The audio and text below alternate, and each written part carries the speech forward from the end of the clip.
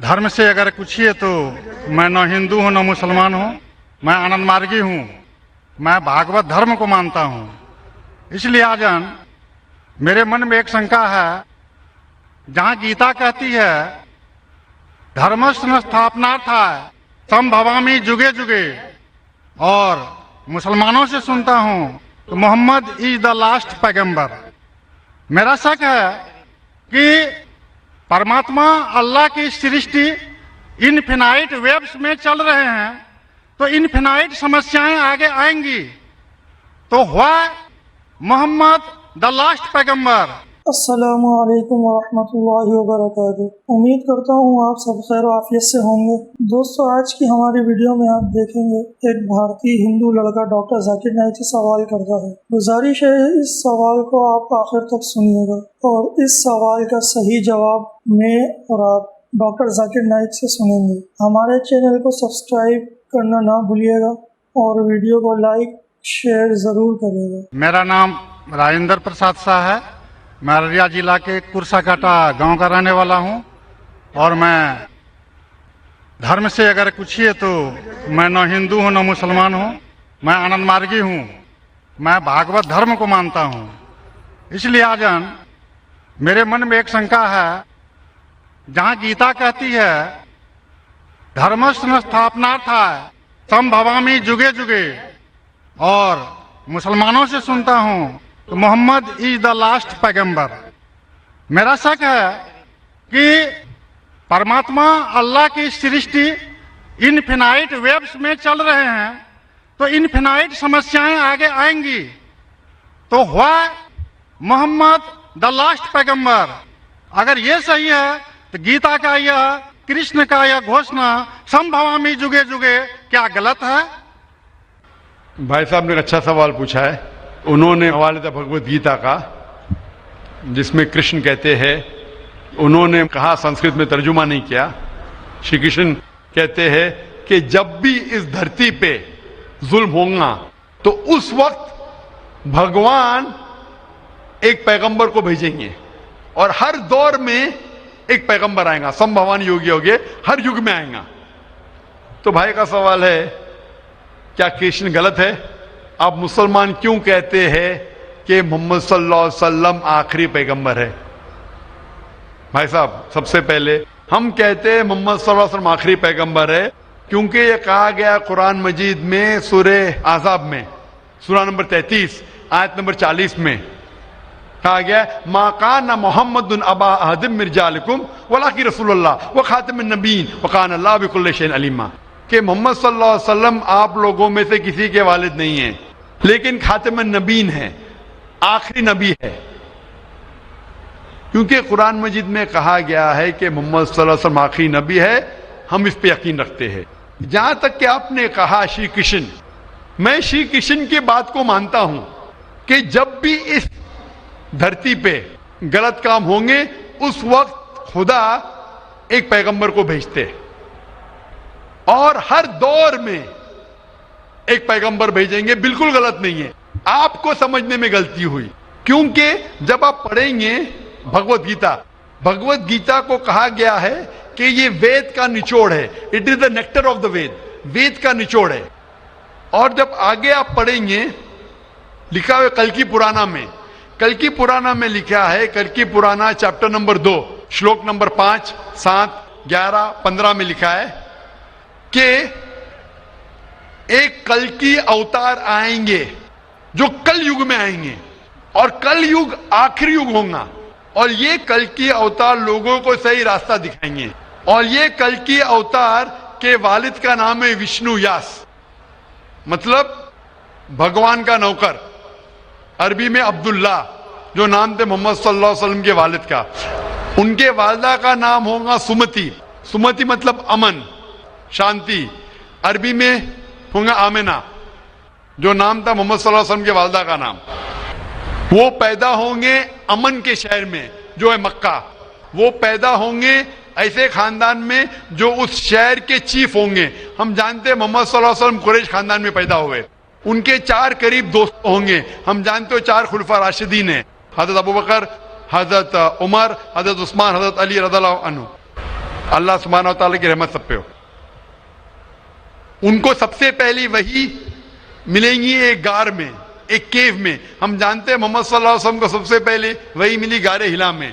उनको रात के वक्त सबसे पहले वही आएंगी। वो he will migrate northwards and come back. और मोहम्मद सल्लल्लाहु अलैहि वसल्लम मदीना में हिजरत की और फिर से वापस मक्का लौटे। ये सारी निशानियां जो लिखी है कल के अवतार के बारे में, वो हूबहू उतरती है मोहम्मद सल्लल्लाहु अलैहि वसल्लम पे। हर युग में एक अवतार आएगा, आखिरी युग होगा कलयुग। ये कलयुग है भाई साहब, ये कलयुग है। और कलयुग के आखिरी अवतार है कल के अवतार, जिसका नाम कुरान मजीद में लिखा गया है मोहम्मद सल्लल्लाहु अलैहि वसल्लम। तो ये जो आपकी भगवत गीता में लिखा है, मेरे हिसाब से सही लिखा हुआ है कि हर युग में एक अवतार आएगा। और आखिरी युग है लिखा हुआ है कल की पुराना में, वो कल युग है। और कल युग के अवतार है कल के अवतार। तो आप सबको जोड़ेंगे तो पता लगता है कि आपके वेद में भी कई निशानी है मोहम्मद सल्लल्लाहु अलैहि वसल्लम की। कई बार मोहम्मद सल्लल्लाहु अलैहि वसल्लम का जिक्र है। कम से कम 100 हवाले तो मैं दे सकता हूं जिसमें मोहम्मद सल्लल्लाहु अलैहि वसल्लम का जिक्र है। अगर आप पढ़ेंगे भविष्य पुराना पर्व 3 खंड 3 अध्याय 3 श्लोका 5 से 8, उसमें कहा गया है कि मोहम्मद सल्लल्लाहु अलैहि वसल्लम आएंगे और वो एक फॉरेनर रहेंगे और वो डेजर्ट से आएंगे। लिखा है भविष्य पुराना में पर्व 3 खंड 3 अध्याय 3 श्लोका 10 से 27 में मोहम्मद सल्लल्लाहु अलैहि वसल्लम का जिक्र है। अगर आप पढ़ेंगे कुंटप सुक्तास अथर्ववेद किताब नंबर 20 चैप्टर नंबर 127 श्लोक नंबर 1 से 14, उसमें मोहम्मद सल्लल्लाहु अलैहि वसल्लम का जिक्र है। मोहम्मद सल्लल्लाहु अलैहि वसल्लम का जिक्र कई जगह वेद के अंदर है, कई जगह पुराना में है। तो अगर आप भगवत गीता को लेते हैं, पुराना को लेते हैं, कल की पुराना को लेते हैं और एक मानते हैं, तो सारे ये श्लोका कह रहे हैं कि आखिरी पैगंबर आने वाले मोहम्मद सल्लल्लाहु अलैहि वसल्लम में, और हमें मोहम्मद सल्लल्लाहु अलैहि वसल्लम मानना चाहिए। भाई साहब जी भगवत गीता मानते हैं आप? देखिए, मैं मानता किसी को नहीं हूँ। मैं तर्क के बौद्धिक स्तर पर जो मेरा लॉजिक एक्सेप्ट करता है उसी को मैं मानता हूँ। लेकिन आपने भगवत गीता का हवाला दिए क्या? नहीं, मानने का मतलब वो आंख बंद कर मानना। मैं आंख खोल कर मानता हूँ। तो आंख खोल के आप मानते क्या नहीं भगवत गीता को? बिल्कुल मानता हूँ। जो तो मानने भगवत गीता में लिखा है जो आने वाले आखिरी अवतार, जो पुराना कल की पुराना में लिखा हुआ है कल के अवतार, उसमें मानते हैं आप? ये पुराण की बात नहीं कर सकूंगा क्योंकि कुरान की बात नहीं, पुराना कल की पुराना पुराण में मैं कर रहा हूँ क्योंकि पुराण हाँ। पुराण के बारे में पुराणकार का जो कहना है कि अष्टादश व्यासस वचनम दुए पापाय पर पीड़नम पुण्याय पर हितनम। इसी तरह का है कि 18 पुराण का उद्देश्य है कि दूसरे को कष्ट देना पाप है और दूसरे का भलाई करना पुण्य है। मैंने कब बोला कि दूसरे को कष्ट दो और दूसरे के भलाई मत करो? मैं कह रहा हूँ इस आधार पर मैं कुरान में लिखे लगा दूसरे को कष्ट दो, कुरान में भी लिखे दूसरे को कष्ट मत दो, कुरान में भी लिखे दूसरे की मदद करो। तो इसके ऊपर बहस नहीं हो रही है, बहस हो रही है कल की पुराना पे, कल के अवतार पे। आप आखिरी पैगंबर में मानते हैं क्या नहीं, ये मैं पूछ रहा हूँ। मुझे कल की पुराण का अध्ययन नहीं है, कल की पुराण का अध्ययन नहीं है डॉक्टर साहब, मुझे कल की पुराण का अध्ययन नहीं है। तो आप अगर बुद्धि के ऊपर आप मानते हैं तो मेरी ये आपसे इल्तिजा रहेंगी कि कल की पुराना पढ़ो और ये जांच पड़ताल करो कि कल के अवतार कौन है और कल के अवतार की तहकीक करो। आप इंशाअल्लाह मोहम्मद सल्लल्लाहु अलैहि वसल्लम में मानेंगे। तो मेरी आपसे इल्तिजा है कि आप इस पे तहकीक करो कि आखिरी अवतार कौन है और इंशाअल्लाह आपको हिदायत देंगे अल्लाह ताला। डॉक्टर साहब, एक रिक्वेस्ट है आपसे। मेरे एक भाई को दूसरा सवाल पूछने के लिए दिया, एक छोटा सा सवाल पूछ सकता हूँ? एक छोटा, वेरी वेरी वेरी कीजिए।